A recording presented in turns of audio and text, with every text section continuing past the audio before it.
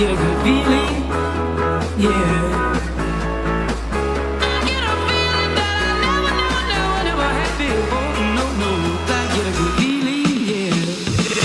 Clap along if you feel like a room without a roof. Clap along if you feel like happiness is the truth. Clap along if you know what happiness is to you. Clap along if you feel like that's what you want to do.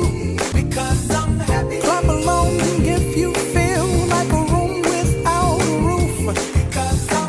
Clap along if you feel like happiness is the truth. Clap along if you know what happiness is to you. Clap along if you feel like that's what you want to do. Hey there, this is Stephanie Patillo from Monterey Park Farms. Come join me as we talk about wildlife gardening habitat basics. Today we're going to talk about wildlife gardening habitat basics and why it's important. When we're gardening, we usually think about fruits and vegetables, but there's other aspects of gardening like wildlife, not just the birds and the bees and the other insects, but also small creatures like rabbits and possums and other little rodents that live nearby. When we think about habitat basics, we want to think about what plants and wildlife need to survive. Just like humans, they also need water, shelter, air, sunshine, and food. Just like plants, water is very important to wildlife, so it is important to include some sort of water source, so that you can not only water the plants in your habitat, but also so that the wildlife have something to drink and clean themselves with. When considering what types of plants that you want to include, you can use different resources to help you choose. Some really good books include Lone Star Wildflowers, as well as Plants for Texas. And this will give you a good idea of different types of plants that will provide these resources for the wildlife. When we're looking for elements for wildlife resources, we want to make sure that we notice different things like seeds and berries. These are food resources for a lot of different creatures like birds and insects. And right now it is winter time and there's not as much wildlife that you're going to see, but you can always look for signs of wildlife, like finding bones in different areas. That'll tell you that you do have wildlife in your area. Here at Monterey Park, I've started working on building a wildlife habitat for everything that is around the farm. And in this space, we have a lot of the elements that we need, but we're missing a couple. Here we have an established huisach tree, and on it are a lot of thorns. And this is a good source of protection for birds and squirrels and other small animals from predators, so they can build their nests and feel safe, but it also provides shade. But we still want sun for plants to grow, so these very delicate leaves that it grows helps give that sun an opportunity to shine down for the plants and for the wildlife to help keep them warm and happy. Here's another great example of creating spaces for wildlife.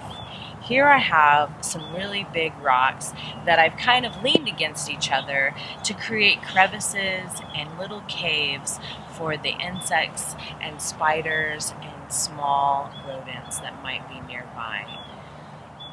Old pieces of wood and logs are also a great way to provide shelter and food. You may even notice that some already show signs of insects coming and making little holes and dwellings and taking a bite out of them. Here we have a neat little bird bath, a great place for animals and insects to come and get a drink of water, or for birds to clean themselves. And this nice rock serves as a place for them to groom and dry off afterwards. Another fun way to provide shelter and water source is using old fossils or shells.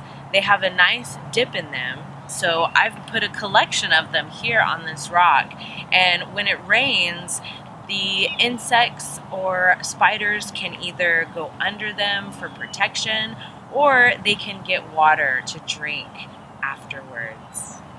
So we've started putting a few plants in, like these cactus, and they serve as protection as well as a food source for animals. I'll start putting in more plants like this aloe, and once I have a permanent water source, I can put other perennials and annuals that will provide flowers for nectar and pollen, and berries and leaves for food, as well as shade and protection. It's important to remember when you're creating a wildlife habitat space or gardening in general that you think about some rules you want to have for your space.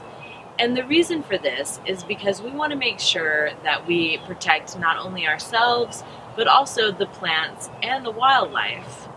If someone was running and ran over a young plant, that plant might not survive to grow food or shelter for the animals.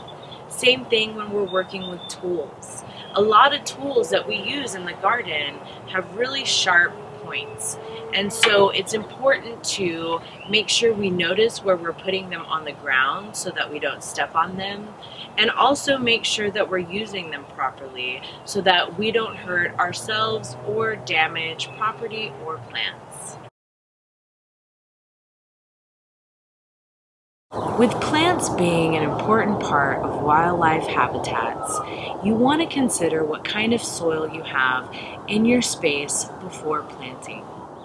Soil is very important for healthy roots, and healthy soil grows healthy roots. You can do a soil sample to determine what kind of soil you have in your area. Soil is made up of 3 types of particles, mostly. We have sand, silt, and clay, and they are all different sizes of particles. These balls are a great representation of the different sizes. So sand is going to be your largest particle, and that would be the soccer ball because it is the biggest. And then silt is going to be your tennis ball because it's smaller than the soccer ball. And the smallest is this marble, and it represents clay, the smallest particle in our soil. The reason we want to test our soil and get to know it better is because different soil types allow water to move through it differently. Sandy soils don't hold water very well, and so roots aren't able to get enough water when they need it. On clay soils, they waterlog and hold too much water, and this can also be bad for our roots. So we want to have a loamy soil, which is a relatively even combination of all 3 particles, sand, silt, and clay. For one of the activities, we're doing a soil sample jar. And what I've done is I've taken a section of soil from my garden and I've dug down at least 6 inches so that you can get a good profile. And you're going to notice that you're going to find lots of different things in your soil. Depending on where you are, it could be a lot of rocks, or you might even find trash and debris in there. Before you put it into your jar, make sure to take out those big pieces of debris so that you get a good sample. You may even come across worms in here, and if you can, you might want to take them out just because they'll drown once you put them in the water. Now, coming across worms in your soil is a really good thing because worms help keep our soil healthy. But we're going to take this guy out before we put the soil in water so he doesn't drown. So for your soil test activity, find a large jar, ideally one with a really tight lid you can put on it. You're going to fill the jar halfway with soil. And remember, you want to dig at least 6 inches down.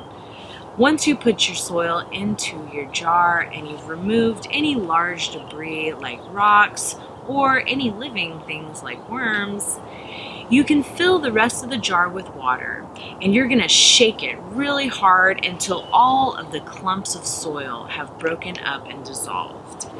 Now, for the best results, you want to wait at least 24 hours, one whole day, and that'll allow all the particles to settle. And you'll notice after some time, you're going to start seeing the different layers of the particles. And so our biggest particle, the sand, is going to be at the bottom because it's the heaviest. And then the next particle is going to be the silt, which is our tennis ball. And the very top layer is going to be the finest particle, which is the clay. And if you have any organic matter, it's going to float right up to the top. You can even use a marker to draw the lines of where the layers are separating, and that'll give you an idea of how much clay, sand, and silt you have in your soil. A loamy soil is ideal, and that's when you have about even amounts of each three. Once you've decided on a space for your wildlife habitat and you've looked at the soil to see what kinds you have, you want to start considering the plants that you can put in it. If you have a real sandy or clay soil, or adding organic matter is a great way to improve that soil. Different plants need different watering needs, and most plants will do well if the soil stays moist. Once you've decided on a space for your wildlife habitat and you've looked at the kind of soil you have, if it's too sandy or too clay, you can always add organic matter to improve it. You also want to think about how you're going to water. Having access to a good water source is very important. Small gardens can be watered with just a hand jug, while you can also use a hose with a watering wand if you have a connection. Timers can also be added to your hose to help you water more consistently if you're not able to water yourself every day. When you are watering, whether it's with a bucket or with a hose, you want to make sure that you water around the base of the plant and you water plants individually so that they each get a good drink of water.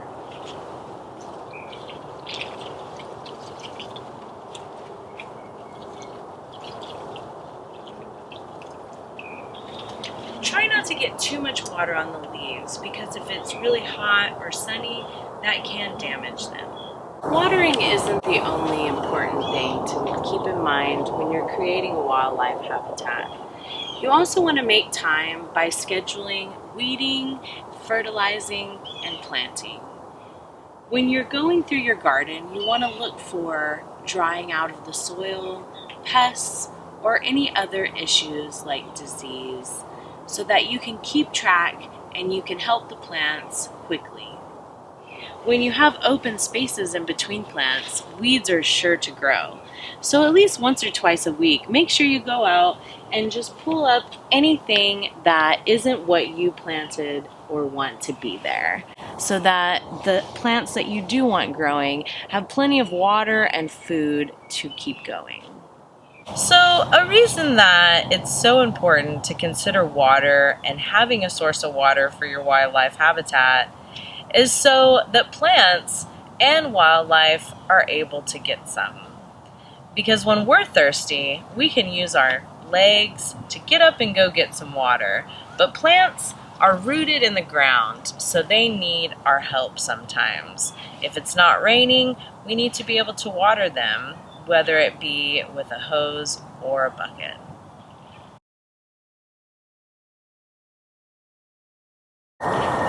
When we start thinking about the kinds of plants that we want to add or encourage in our garden for the wildlife habitat, we want to keep in mind our ABPs. Just like our ABCs, ABPs are important to consider for your garden space. And these stand for annuals, biennials, and perennials.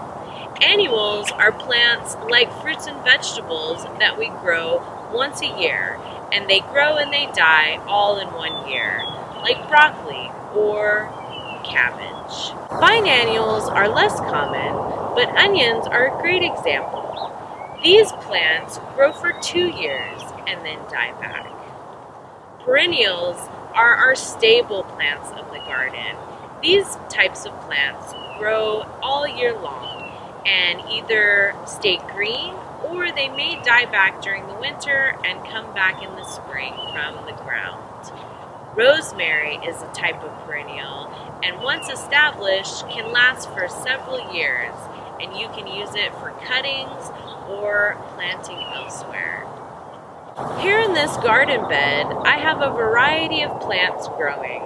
Some of them are annuals and some of them are perennials. When we're thinking about planting, we want to make sure that we also consider space. This apple tree right here is going to need a lot more space and room to grow than this small rosemary here.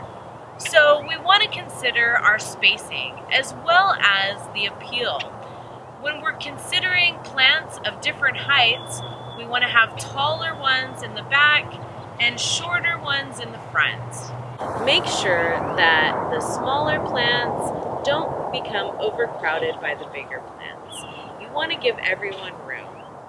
Thank you for joining me and talking about wildlife habitat basics. I really hope you enjoyed it and learned a little bit too. Remember, when you're considering creating or encouraging a wildlife habitat, keep in mind all the things that the plants as well as the wildlife need, including water, shelter, sun, shade, and food. Be sure to keep an eye out for different resources that you can use as well. There's great books out there that can guide you in figuring out how to store and keep water for wildlife, as well as what types of plants that can be used. There's also great books on perennial plants if you want to encourage a stable year-round garden. We also want to remember that soil plays a big factor in plants and wildlife habitats. So take a look at the type of soil that you have and add organic matter if you want to improve it. Remember to be safe with tools and the space, and keep from running and hurting the plants or yourself. Always remember to keep an eye out for food sources like berries and seeds for animals too. Be sure to join us next week as we dive deeper into the wonderful world of wildlife habitat and gardening.